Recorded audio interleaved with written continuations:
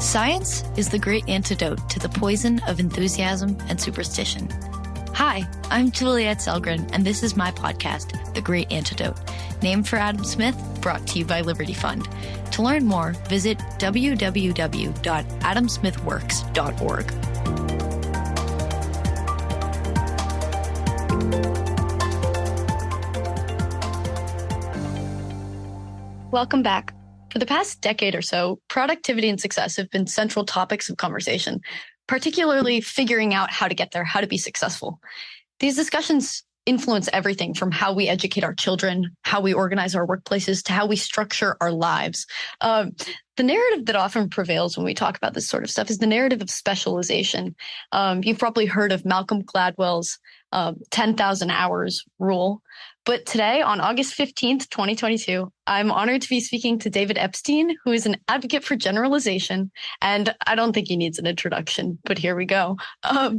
He's the author of 2 best-selling books, Range and The Sports Gene. You should go check them out if you haven't. Welcome to the podcast. Thanks so much for having me. I'm glad to be here. So before we get started, what is the most important thing that people my age or in my generation should know that we don't? Well, I think since I'm going to relate it to my work, I think I wish when I were your age that I was more cognizant of a psychology finding known as the end of history illusion, which is this finding that everyone, if you ask, have you learned a lot and changed a lot based on your experiences in the past? Everyone says like, yeah, of course. But then if you ask, well, are you going to change a lot in the future? People tend to say, well, not as much. I think now I kind of know who I am. And in fact, we're always wrong. Like we underestimate future change at every time point in life. That's not to say it doesn't slow down. Sort of the fastest period of change. And this goes to everything, like what you value in friends, how you want the world to be, how you like to spend your free time, what you think you're good at. All those things change. The most rapid time of change is about age 18 to your late 20s, but it never stops. And all through life, we're like a work in progress, claiming to be finished. And I think that's a really profound thing to understand because it means that we can always learn new things, we can always change, and that our search for sort of where we fit in the world, personally and professionally, should be an ongoing lifetime journey rather than something that's like, oh, I just graduated college, I have to have it figured out and just pick something and stick to it. That's not realistic and I think counterproductive based on what we know about how people evolve. Wow. This is throwing me back to how literally yesterday afternoon I was telling one of my friends, I think I've settled. I understand myself. I'm grounded in who I am. But obviously I said that at the end of high school. I'm 1 year into college and yeah, no, I think that's some good advice because I'm going into this second year and there's no way. I mean, logically, it makes sense that there's no way. But even after college, I know a lot of people who say the second you leave undergrad, the second you leave academia, in a sense, that's when it's over. You're stuck in your personality. That's who you are for life. I don't want to imply that it's bad for you to have had that feeling that you're grounded. I mean, it's great to have a feeling that you're getting to know yourself better and feeling more stable. I think the mistake is, well, one, there will be things that will upset that over the course of your life, both changes to you and the world around you. And I think the downside is if you expect stability and therefore think that you need to just pick something and stick to it for the rest of your life. So I don't think it's bad to have that feeling. You should have a feeling of learning more about yourself. I think it's only counterproductive when you equate that to the idea that you have to pick and stick with sort of a lane for the rest of your life, especially when you're young. And we'll get into that because obviously this is related to what we're going to be talking about today. So let's jump into that. The full title of the book is Range: Why Generalists Triumph in a Specialized World. In other words, it makes the case that specialization is maybe overrated and how really generalists are also awesome. I like that because I may be slightly biased, consider myself to be a generalist, and so I like this narrative. You start by outlining 2 athletic success stories side by side, and you do this geniusly, if I may say so myself. One follows the generalist path and the other follows the specialist path. Can you tell us these stories and how they represent the 2 paths? Sure. Yeah. So one of those stories, I think, will be really familiar, even to people that so I like to use sports as analogies. And so I took these stories from sports, and one I think will be familiar to people even that don't really care at all about sports, which is that of Tiger Woods, who his father famously gave him a putter when he was 7 months old. At 10 months, he started imitating his father's swing. At 2 years old, you can go on YouTube and see him on national television showing off his swing. By 3, he's saying, I'm going to be the next Jack Nicklaus, the next greatest in the world. He's famous as a teenager. You fast forward to the age of 21, he's the greatest golfer in the world. It's kind of that quintessential 10,000 hours story, and what people think about the 10,000 hours depends on where they read about it. But, typically people think it means that the only route to expertise is through 10,000 hours of so-called deliberate practice, which is like very specialized and focused, not sort of unstructured, exploratory. And so the other story that I contrasted that with is one that I think is sort of less familiar to people, about a boy who, played a number of different sports as a kid, some tennis, swimming, basketball. His mom was actually a tennis coach, but she declined to coach him because he wouldn't return balls normally. So wasn't as into that deliberate practice, sort of wanted to do some free form creative stuff. Kept playing a bunch of more sports, rugby, badminton, volleyball, handball, soccer. When his coaches wanted to move him up to play with older boys, he actually declined because he just wanted to talk about pro wrestling with his friends after practice. And he kept trying more sports, skiing. I can't remember if I said handball or not, but just, skateboarding. And he wasn't focused on being the next great from a young age like Tiger was. In fact, when he became good enough to warrant an interview with his local newspaper, and the reporter asked what he would buy with his first paycheck if he ever became a pro, the boy said a Mercedes, and his mother was appalled and asked if she could listen to the interview recording. Turned out the boy had said mehr CDs in Swiss German. He just wanted more CDs, not a Mercedes. And his mom was fine with that. So I think that hint will give away to some people that the person I'm talking about is Roger Federer, who turned out okay, every bit as famous as an adult as Tiger Woods. And yet even tennis enthusiasts don't usually know anything about his developmental story. And by the way, I talked about some of this stuff, not to go on too long here, but I talked about some of this data in the sports realm, particularly, only the introduction of the book is about sports. But I talked about it in a small group where Serena Williams happened to sit in the second row, and I was totally petrified because I thought she was more of a Tiger story, and you can have all the data you want in the world, and it doesn't matter if the GOAT stands up and says you're an idiot, and it's still going to be a bad day. And she stands up and says, I think my father was ahead of his time. He had us do gymnastics and taekwondo and ballet and track and field. And he took us off the traveling tour so we could focus on school when it was getting too crazy. And Venus and I learned an overhead football throwing motion, and that's what we still use to practice our serve and all this stuff. And I was senior writer at Sports Illustrated and never even heard that. So I think I used these stories at the beginning, the Roger versus Tiger at the beginning of the book, to kind of exemplify two different paths, both of which led to expertise, but setting up the question of which usually is the more typical path to expertise. Sorry, that was a very long-winded answer to. No, I mean, that was awesome. Thank you. So it's not that you have to follow a specific path, one or the other. It's just that the common belief, and I mean, as you were saying, the commonly told narrative is the one of specialization, starting super early. And that to me is the second important aspect of the book, that it can even be detrimental, this narrative that you need to specialize early to have this sort of performance.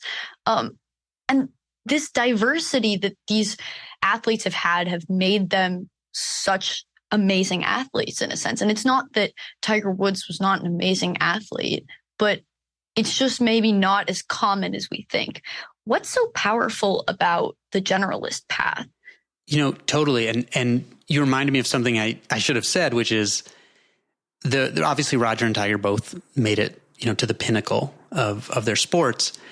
But the Roger, according to the research in this area, the Roger path turns out to be the typical one, and the Tiger path is the exceptional one. So typically athletes who go on to become elite have early on, they spend less time in deliberate practice than lower level athletes. They have what scientists call a sampling period, where they gain these, so they sort of try a bunch of different activities, sometimes in a lightly structured setting, so not always deliberate practice. They learn these broad general skills that scaffold later technical skills.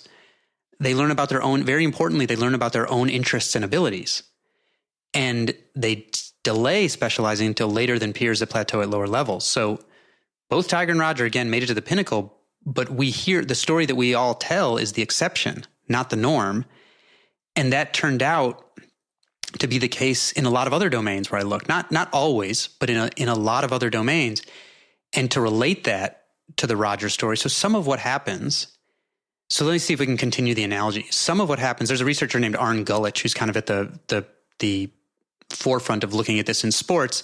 And what his conclusions for why this works in sports is sort of threefold.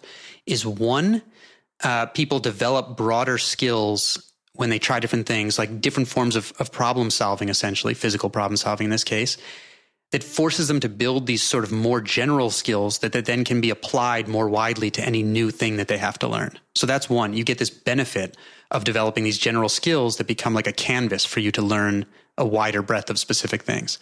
Second, they tend to have better what's called match quality, which is a term that describes the degree of fit between someone's interests and abilities and the work that they do. Turns out to be very important for both your productivity and your sense of fulfillment. And three, they tend to avoid like both physical and mental burnout for a longer time, essentially. And I think those findings from sports translate well, not exactly, but quite well to a lot of the other domains I examined, whether that was technological innovation, or the arts, where having this broader base, one, allows you to build skills that accomplish what psychologists call transfer, which is to be able to take your knowledge and skills and apply them to new situations that you've never seen before. So sort of the definition of creativity and innovation.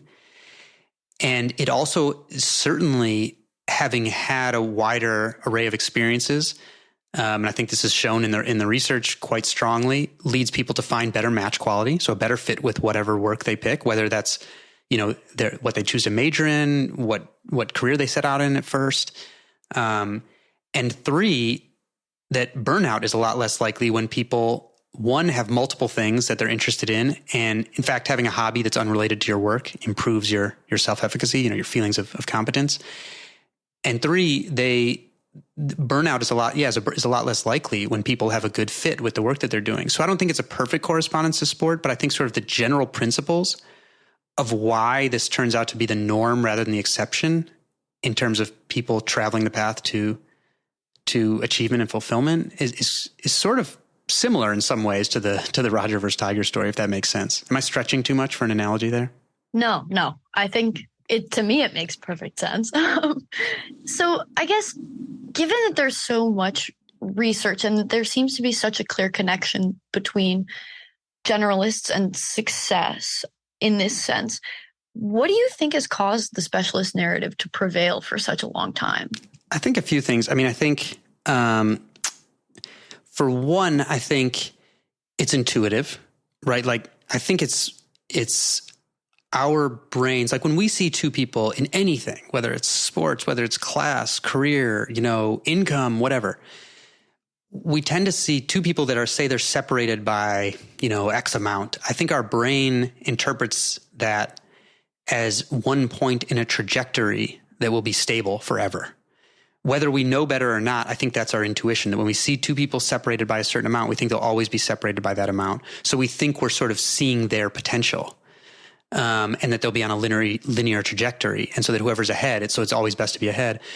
The problem is research on human development and skill development doesn't look anything like that. Like one of the major messages is that development is really zigzaggy.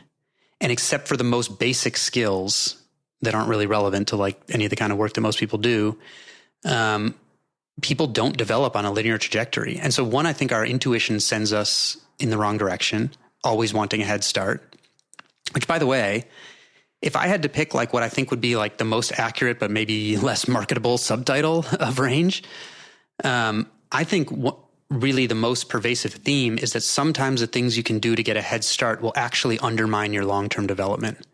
Whether that's learning a sports skill, whether that's choosing what to study in college, whether that's settling down in a career, whatever it is, that sometimes the thing that you can do that'll cause immediate progress, whether that's, I write in the book, whether that's learning math skills, they can undermine your longer term development. So our intuition, I think, leads us astray. Secondly, I think a lot of the advice to specialize, like increasing, division of labor and specialization has been incredibly important historically. And I think for much of the 20th century, when we were largely an industrial economy, the advice to be more specialized and settle down did make sense because people didn't have to reinvent themselves in their careers as regularly and learn new things. Companies were much, much longer lived. People faced work for most people tended to look the same, more similar from one year to the next. They could face repetitive problems. Lateral mobility was very limited in a way that it's not now. But then you move into this information or knowledge economy, creativity economy, whatever you want to call it, we have now. And suddenly we prize people who can engage in knowledge creation and creative problem solving, and who can do that transfer, taking their knowledge and skills and applying it to new situations. And those people have tremendous lateral mobility and, like everyone else, are forced to relearn and reinvent over their career. And so I think the advice to sort of settle down quickly and do the same thing sometimes comes from, a generation or two where that did make more sense because the work world wasn't changing as rapidly. And that sort of settling down and long-term specialization in a narrow area probably did work out better. And so I think it's partly our intuition, but I think it's also the fact that the world we're working in has changed. And so some of the kind of skills that are most rewarded has also changed. How do you think that in this kind of space where people like to, or at least like to believe in the specialization path, and that's the one that we kind of prize and talk about, how is your book received? Interestingly, a lot better than I thought, because I am kind of self-conscious about the subtitle, I should say, because I think the book, is an argument for broadening skills and broadening perspectives and delaying specialization.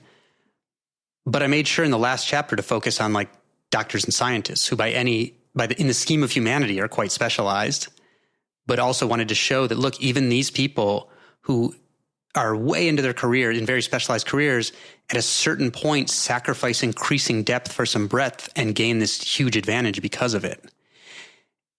But I was very self-conscious about it. So for example, I got invited to speak to, because my first book was about genetics and sports, I would get invited to talk to a lot of like medical groups and surgeons were really interested in it. And so I got invited back to talk to a group of surgeons when Range came out that I talked to before. And these were hyper specialists, like what Atul Gawande would call the proverbial left ear surgeons. Like that's a joke, but that's kind of, they were really specialized. And so I decided, in fact, Roger Federer's surgeon was in the audience, but I decided, okay, I might as well just lean into the things that I wrote about. There's no hiding it, right? They're inviting me for it. And so I talked about how increasing specialization in medicine had been both inevitable and beneficial, that it would be crazy to argue anything else. Probably more so than in like any other field in the world. And yet it's also been an under-recognized double-edged sword. So to give an example of what I mean and what I talked about was, so specialized surgeons have fewer complications in their procedures. That's great. Specialized surgeons, even if you control for the number of times they've done a procedure, the surgeons who self-identify as specialized still have fewer complications for some reason that, I don't know, something about just self-identifying as a specialist. That said, they're also the most likely to do procedures when they're not needed, when they can be harmful, or when they aren't indicated, and to hold on and continue doing those procedures long after they've been shown by research not to work or to be dangerous. And so you can have this situation where you have a group of specialists, you're less likely to have a complication on your surgery that you may not have needed in the first place or that you shouldn't have gotten.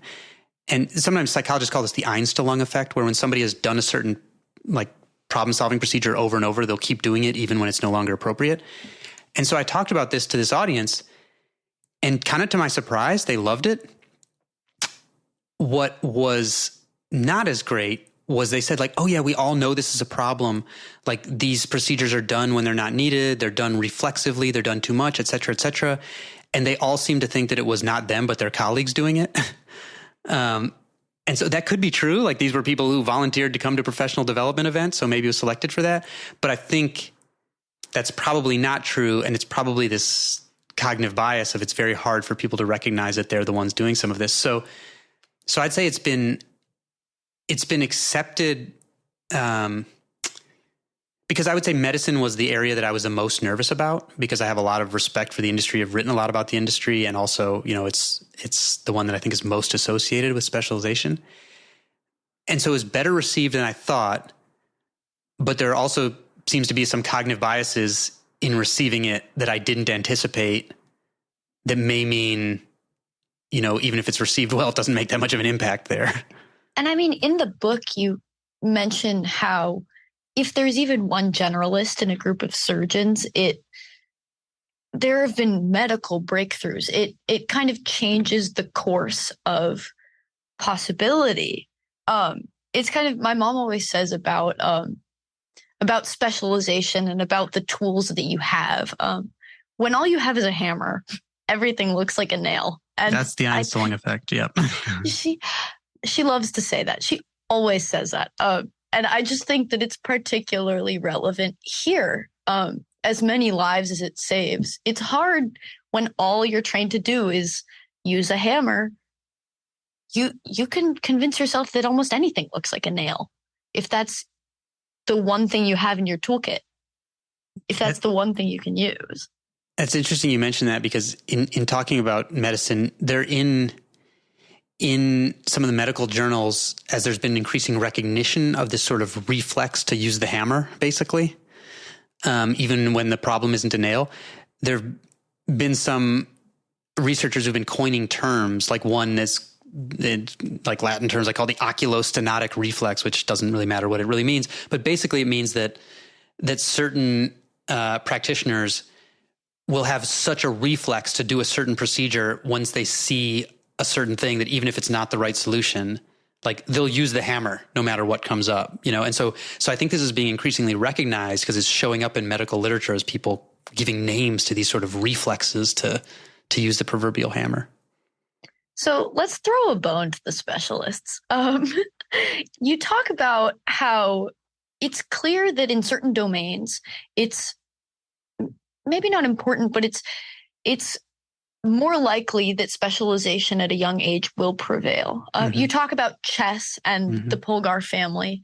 Can you tell us a little bit about that story and how and why chess is one of those areas where specialization is appropriate? Sure. So the Polgar family story is, it's not as famous as like the Tiger story, but it's another one that appears in, a bunch of best-selling books. And basically it revolves around a man named Laszlo Polgar, a Hungarian man who, decided to teach his 3 daughters chess from a very early age. And just to put it in context, he was born in like the mid 40s, decided to teach his daughters chess from a very early age at a time when like there weren't as many competitive opportunities for women in chess. And it wasn't because he had 3 daughters. It wasn't because he cared so much about chess particularly, but he wanted to show that with basically a head start in narrowly focused technical practice, that anyone could become a genius in anything. And in fact, 2 of his daughters went on to become grandmaster chess players. And the other one became very good. And so, so it's this kind of amazing personal experiment that he decided to run, and incredibly admirable. I think the problem comes when, like the Tiger story, we try to extrapolate that story to everything else that we want to be good at in our own lives, because in some ways, golf and chess are in some ways like uniquely horrible models of most things that people want to learn. So extrapolating is a problem. And that's because they are what the psychologist Robin Hogarth termed kind learning environments, at least more kind learning environments. And that means that the next steps and goals are sort of clear for you. The rules are clear and don't change. Patterns repeat. Feedback is quick and accurate, not tons of human dynamics involved, et cetera. On the other end of the spectrum would be what Hogarth called wicked learning environments, where like work next year won't look like work last year. Feedback is delayed or inaccurate. Patterns don't just repeat, et cetera. And chess, really the grandmaster's advantage is largely based on knowledge of recurring patterns, right? Stable rules and knowledge of recurring patterns, such that if you haven't actually started studying, if you're a competitive chess player and you didn't start studying chess, those chess patterns by about age 12, then your chances of reaching international master status or higher, international master status is 1 down from grandmaster, drops from like 1 in 4 to about 1 in 55. So you really, in that domain, your chances are greatly, greatly diminished if you didn't start studying early on. But I think the domain itself, 1, is not representative of a lot of other domains. And 2, the fact that it is so structured that way is why it's, relatively speaking, so easy to automate. So, if you're in a domain like that, obviously chess is entertainment, so that will, and competition, so that will keep being valued in that way. But in a lot of domains, the ones that have those kind learning environment characteristics are the ones that are, most likely to be automated. I don't know if we're going to automate golf, but I guess that's probably not something you're thinking of. Yeah, there is a golf. I was just talking to a guy who like coaches or consults with some of the best golf players in the world, and he was showing me videos of a robot golfer. But actually, what his point was that even the robot golfer, which you can calculate to like perfectly the trajectory of the shot, it still had trouble with like the wind and stuff like that. But it was funny. But also, I think golf is like, sports are for human entertainment, right? Like if we wanted to see the fastest thing running the 100 meters, we'd have a cheetah, but it's like a human endeavor. So I think that's a different category for entertainment. There's something about humans doing things that we care about so much, because I guess it is an extension of us, no matter who it is, because it is our species. I agree. And even seeing it in person, right? Like people still like to go to the theater when, you can get like a lot of the greatest actors in the world, like on Netflix in 2 seconds, but I think there's still something kind of magical and engaging about interacting with people in person. It's human achievement. It's connection. I feel like that's what we live for in a sense. I don't know. You seem like a very much more mature undergraduate than I was. I'll put it that way. So I won't speak for everyone, just myself. Thank you. I'm still pretty immature, but well, I set the bar low with myself. So, so it's not that hard to be more mature than I was at the time. So let's, maybe retract that bone from the specialists a little bit. The 10,000 hours rule. We kind of talked about this a little bit, but what are some of your favorite examples or data that challenge that view? Can I talk about the data that supported that view in the first place? Is that okay? Okay. Yeah, because I think it's so famous, but I think like almost nobody who's not a researcher in that area has read the research that underlies this incredibly famous rule. So it started with, nor should they. That's like the job for people like me. But it started with work done by a man named K. Anders Ericsson and his colleagues, who was a researcher at Florida State. And the first study that sort of blew it up was in 1993. And it was a study of 30 violinists, so a small study, who were already in a world-class music academy. And what it found was that the 10 best of them, who the teachers deemed had the potential to go on to become international soloists, had spent 10,000 hours on average in so-called deliberate practice. Again, this is like very effortful, focused on error correction, by the age of 20. And then the next group down, who could be like professional players, had spent less time. And the bottom group, who they called the future teachers, their wording, not mine, had spent less time on average in deliberate practice by age 20. And so this was the origin of the 10,000 hours rule. The problem, I think there are a few important problems here. And feel free to interrupt me if I go on too long about this, but obviously like years of my life have been obsessed with this. So the first problem is that you have what statisticians call a restriction of range, where you restricted the people in the study, the subjects, based on something correlated with or your dependent variable. So you're doing a study of what causes skill, and you picked people already in a world-class music academy. So you're already only taking the 1%ers of skill, which can really mess up some of the conclusions you make sometimes. So to give an example, like in my first book, I did just a simple analytics analysis that showed that height in the American population is among men is highly correlated with points scored in the NBA, right? No big surprise. Like taller people tend to be in the NBA. But if you restrict the range to only people who are already in the NBA, then the correlation becomes negative because guards score more points, the shorter players. And so if you didn't understand, that restriction of range issue, and you just did that study blindly, you would say, you would tell parents to have short kids so they could score more points in the NBA, right? Because you wouldn't realize that the correlation reverses. And so one, you have that problem in this study. Maybe a bigger problem is that they didn't include, and the first thing that sort of raised my eyebrow, because I had come off of a path training to be a scientist into journalism, and so sort of, would look for the numbers and studies because that was like one of my advantages as a journalist. They didn't include measures of variance in the research. So they said, this best group practiced 10,000 hours on average. I said, well, what's the variance? Like, did most of them practice 10,000 hours, or did one of them practice like 50,000 hours and most of them were way under, And it turns out when that data was eventually revealed was that basically nobody practiced 10,000 hours. A small number of people went way over, and some of them were under. Some of that top group had practiced less than people in the lower groups. And so this is the story, if you look at skill acquisition literature in general, that there's incredible individual variability. So to go back to chess, for example, some people, it takes 11,053 hours on average to reach international master status. But some people have made it in 3,000 hours. And some people were being tracked at 25,000 hours and they still hadn't made it.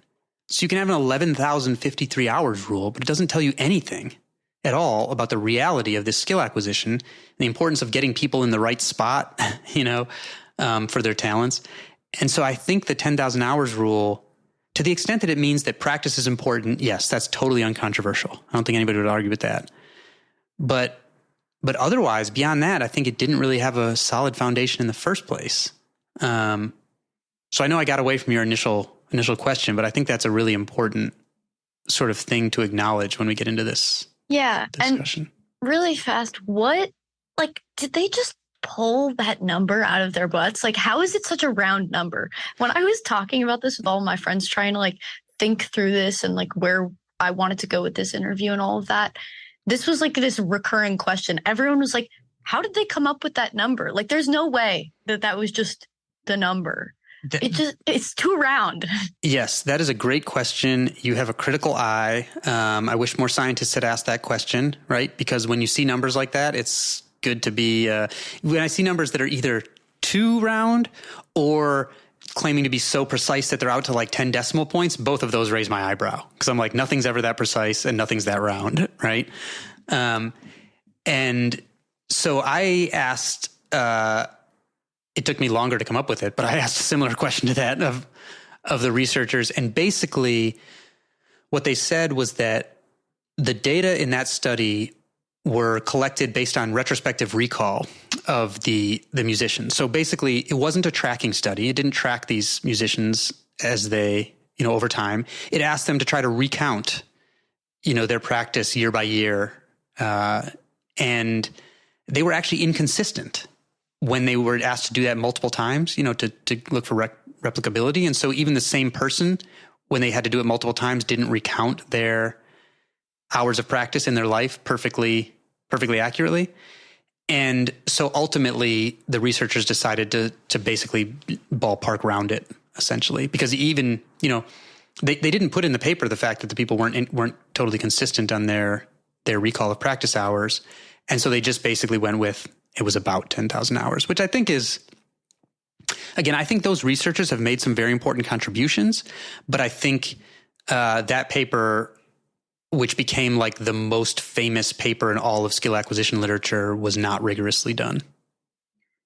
To me, it's a little discrediting to know that they hadn't put that in the paper. If they had, I would still, it would still be more credible to me than knowing that they just left it out entirely. Less honest, maybe, is my issue with that. Can you give us a few examples that challenge it? Yeah, I mean, almost, gosh, like where to begin? There's some great, so they put out they put out a paper. So after my first book came out in 2013, sort of criticizing some of this, they put out the paper the next year that did share some of that original data, which, by the way, showed that some of their conclusions could not be correct. So I think they had missed some things. And so this was after, 20 years later. And so some people sort of jumped on that.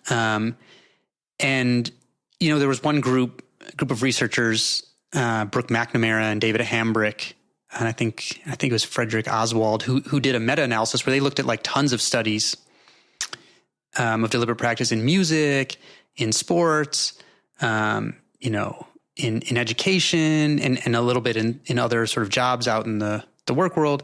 And basically they found that the 10,000 hours theory, this idea that there's kind of no such thing as talent and it's only accumulated hours of deliberate practice, it didn't really hold anywhere. So in some areas, like games and sports, hours of deliberate practice accounted for like a moderate amount of variation in performance.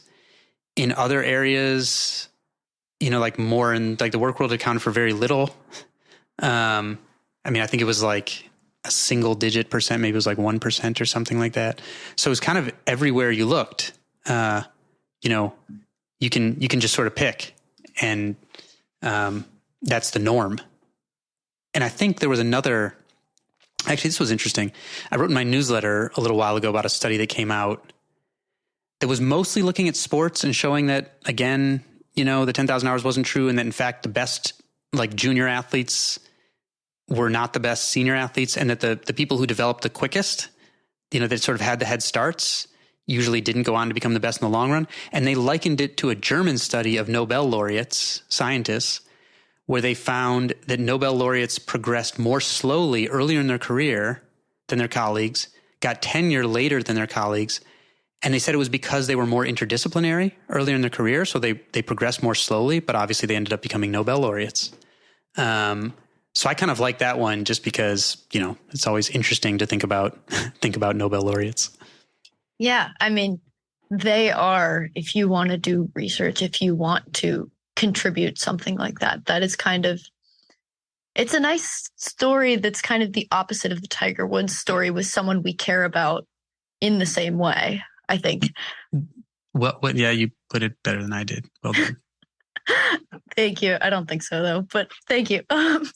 So there are so many remarkable stories in this book, but the listeners are going to go have to become readers and read it themselves if they want to hear the rest of them, like the story of how Van Gogh got started. But I kind of want to talk about lesser known successes, like me and my guitar. I don't know.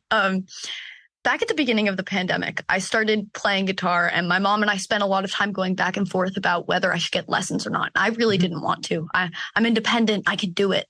Right. What advice would you have given if you were there and could have said something to me and my mom when we were having this discussion? About whether to get lessons or not? I think it really depends. I think lessons at some point will be important. Not to say, okay, so it depends on the genre, right? Like, so I write about some of the differences between classical and jazz in range. And as it turns out, a lot of the best jazz players ever not only never got lessons, they didn't even learn how to read music, but they did a ton of playing in groups where they would kind of respond to each other and imitate one another. And so I think the question, more than if you're getting formal lessons or not, is like, what kind of developmental environment do you have? I think I think getting lessons could help you learn sort of some of the thing, and depending on the kind of playing that you're doing, because there is, there's a section in the book where I talk about like an eminent professional guitarist, also an eminent instructor, and he advocates for initially letting people do some fooling around, even though that will slow them down early on. So he likens it to language learning, where your parents don't like start by teaching you grammar. They start by throwing you in, and you struggle and you learn some things, and then later you learn the grammar when you're kind of perfecting it. And that he says that that's like the people who go the other route, if they sort of are really learning sort of the rigorous classical rules and things like that, they get a head start, but later on they become sort of less flexible in the things that they can learn.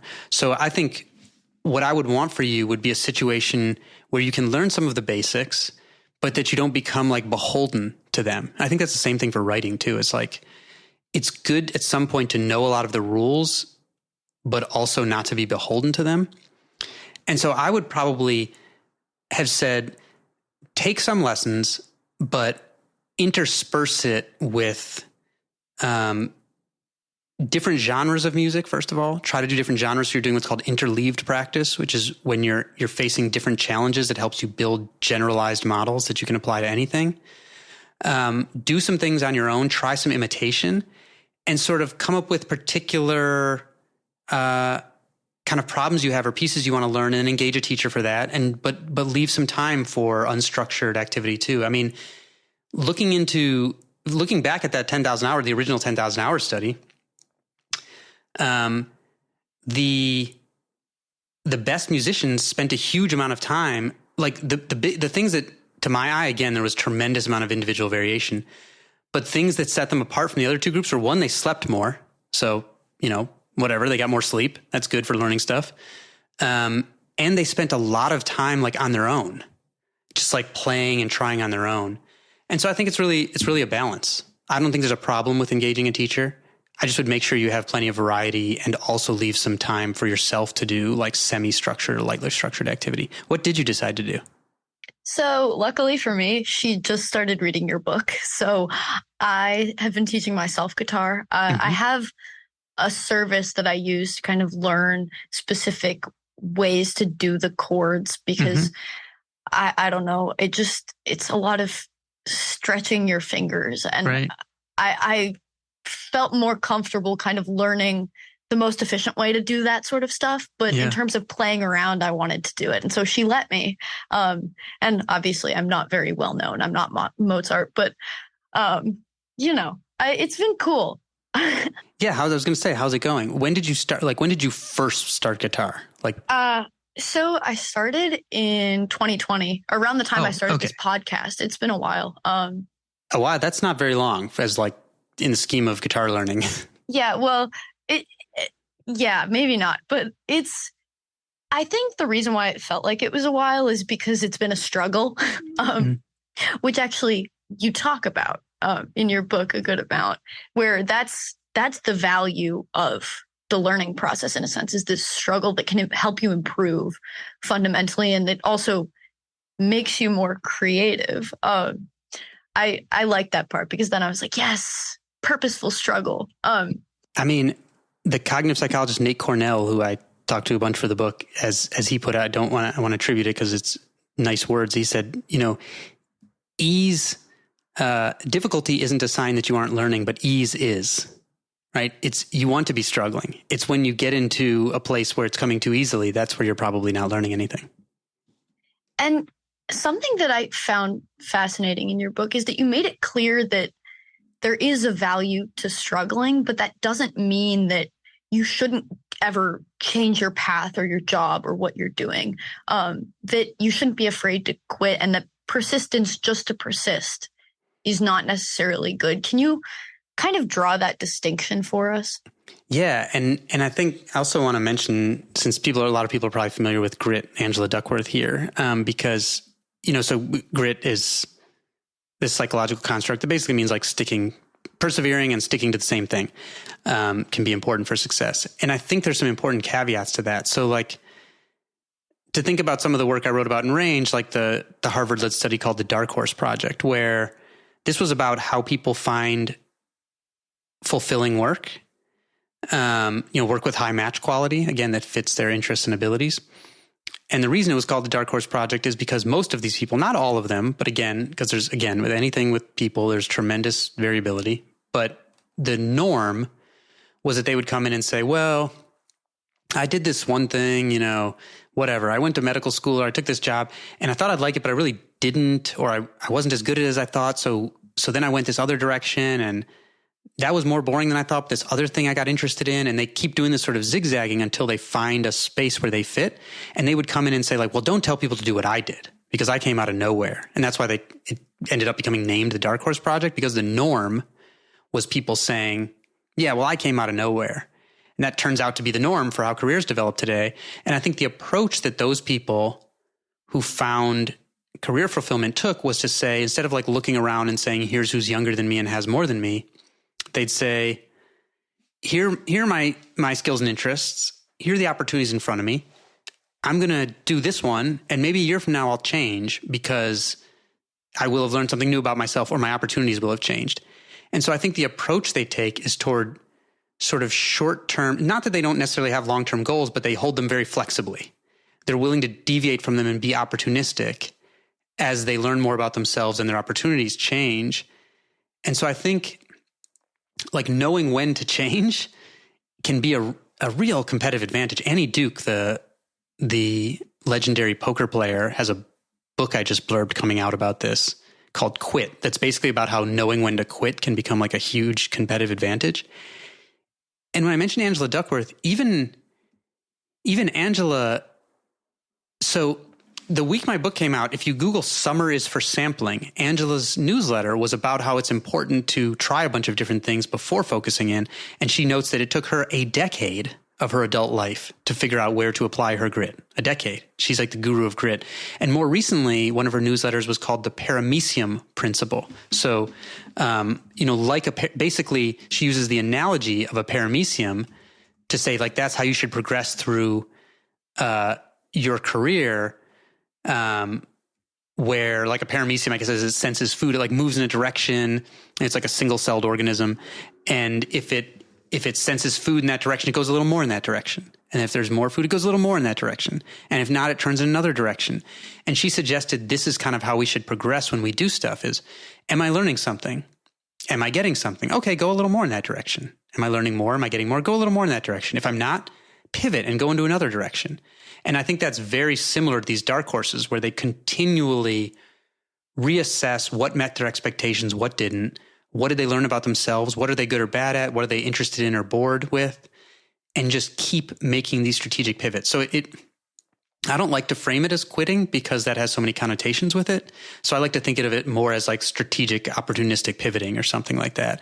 And I think what we need to be doing is constantly reflecting. It's called self-regulatory learning, thinking about your own thinking. What fit my expectations? What did I learn about myself? What do I need to learn to progress?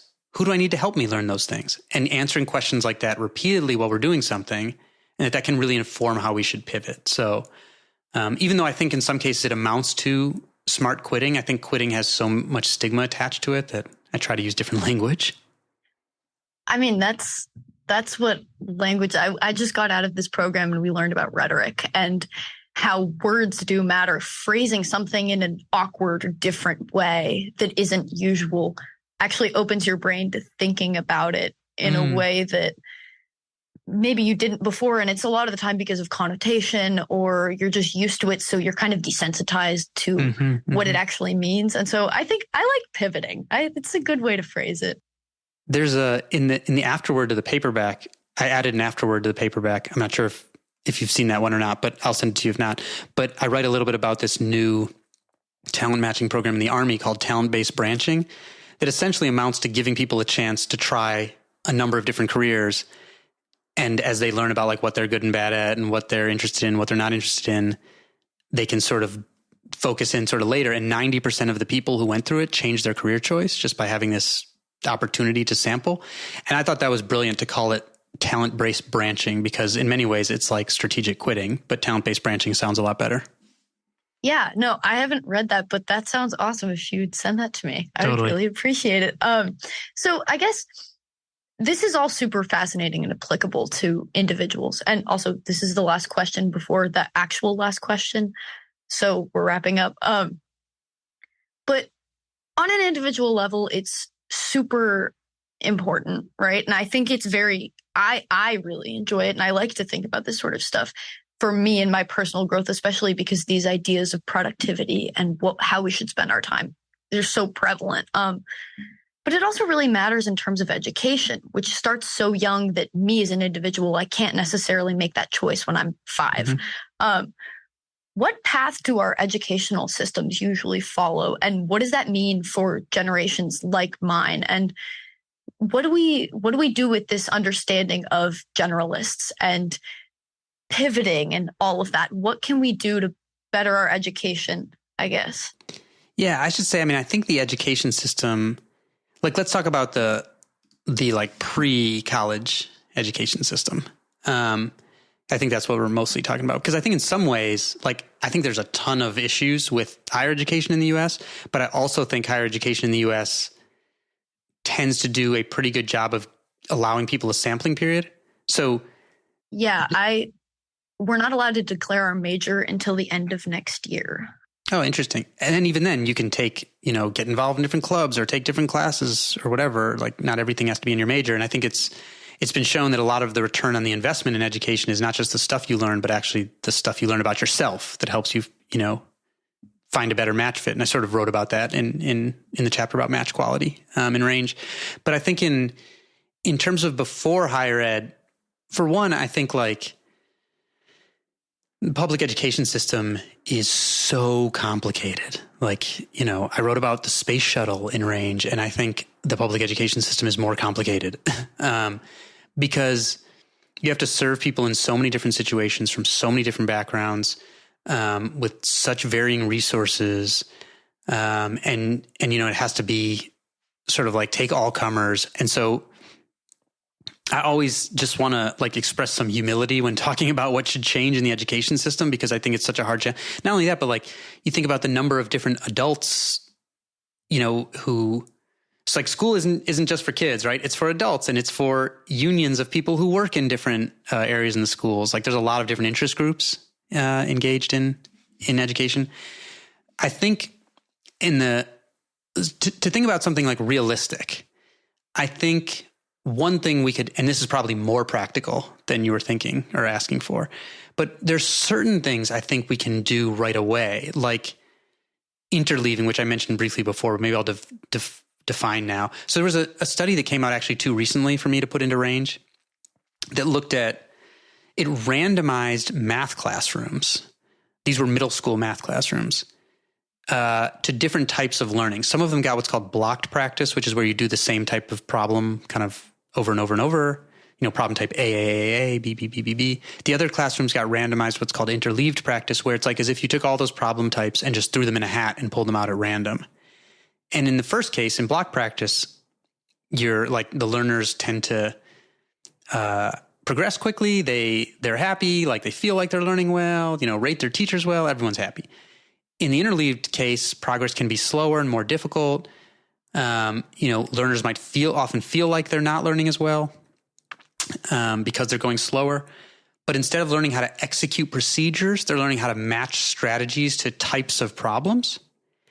And in that work, when both groups were given a test where people had to apply their knowledge to new problems, the interleaved practice group blew the block practice group away. And interleaving works because when you're getting this like mix of problems where instead of just like reflexively applying a procedure, you have to think about what is the structure of the problem and apply a strategy, it forces you to build these generalized models in your brain that you can then apply more flexibly, and it'll stick longer. It also helps your memory. And so I think that's the sort of thing where we could implement that in a lot of ways, like tomorrow, to give people more transferable skills that they'll then be able to use in more different ways. I think we can do that whether it's studying, like interleaving, it's applied in a lot of language learning, some of the best language learning apps, whether it's teaching language, whether it's teaching math, whatever it is. You can mix things up in a way that causes people to progress more slowly early on, but gives them these actually broader generalizable skills, because I think that's something we can do without like overhauling the education system, and that teachers could be taught to do it quite quickly. In terms of like the greater conceptual overhauls, I think that some parts of school should look more sort of like that Army's talent-based branching, where in many ways the job of a teacher or someone like them is to help an individual figure out, you know, what did they like and what didn't they, what are their strengths and weaknesses, and sort of incorporate the tenets of self-regulatory learning, which in many ways is based on reflection. And I think that should be like with journals that people keep. I think it should be something that's kept every year of their education, where they're actively reflecting on what they're learning, what they need to learn, how to do that, what worked and what didn't work in the past. Because I think even inside of a system that has to be made to kind of accommodate everyone, that there you'll make the most of the experiences you have, which will inform the pivots you're then making when you have a lot more freedom, like in college or beyond, if that makes some sense. Yeah, that's a great response. And practical is perfect. I think I like actionable items. This is more for me. This is something I've been thinking about a lot. I guess college and things. But how did you get where you are, and why do you do what you do? How did I get where I'm so... Take it for whatever you want to take that question. Okay, I will. I'm just thinking of how much of my rambly, digressive self to be here. As much as you want. Right. Okay. So my books are digressive, and that's me organizing my brain. So as you've probably learned over the last hour. So in terms of my career progression, well, there's a sad part to this story, just like disclaimer. I was right in my past life, excuse me. At one point I was training to be a scientist in environmental sciences. And I was also a competitive runner, 800-meter runner in college. And I don't know, I always thought the mile was the worst, but you know. Oh, okay. Yes, maybe it's like one away from whatever you train for is the worst. And one of my training partners, who was also a close friend, as they often are, dropped dead at the end of a race, at the end of a mile race. He was one of the top ranked people in his age group in the country. You know, very bright and athletic guy from a family of Jamaican immigrants. And it just really like threw me for a loop. And, you know, my local newspapers said like, well, heart attack. And I'm like, well, what does that even mean for a guy in this? It dawned on me that I didn't even know what that means, like for someone that age in that health. And as I kept thinking about this for a few years, I realized I wanted to look into it. And I had his family sign like a waiver allowing me to gather up his medical records. It turned out he had this genetic condition that was misdiagnosed. It's almost always the cause of young athletes dropping dead. And that got me interested in genetics. And meanwhile, you know, I eventually was like living up in a tent in the Arctic, studying the carbon cycle as part of my grad research, and getting that path looked to me like so narrowly focused, often on stuff that was like not that important to the world. I mean, sometimes, but oftentimes not. Like it was just narrow, you know, you're pushed to specialize just for the sake of specializing. And I decided I really wanted to merge my interests in sports and science and write about sudden cardiac death in athletes. And then I had a science background that would help me do some of that. And long story short, like I made my way into journalism with some like ridiculous jobs, and eventually became the science writer at Sports Illustrated, where I did write about sudden cardiac death in athletes. I was actually a temp when I did that, but it happened that I just got my foot in the door there as a temp. And then the Olympic marathon trials for the 2008 team for the U.S. came to Central Park, and the guy ranked like 6th in the country dropped dead near our office during the race. And, you know, one of the editors was like, don't you know something about this?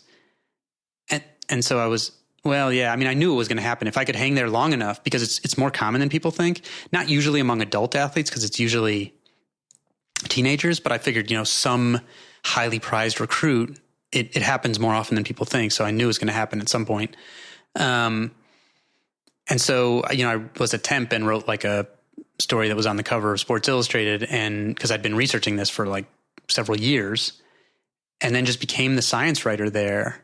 and realized I sort of had a knack for some investigative stuff, and drugs in sports were a big deal. And there were lots of interesting science topics like brain trauma, human performance, all that sort of stuff.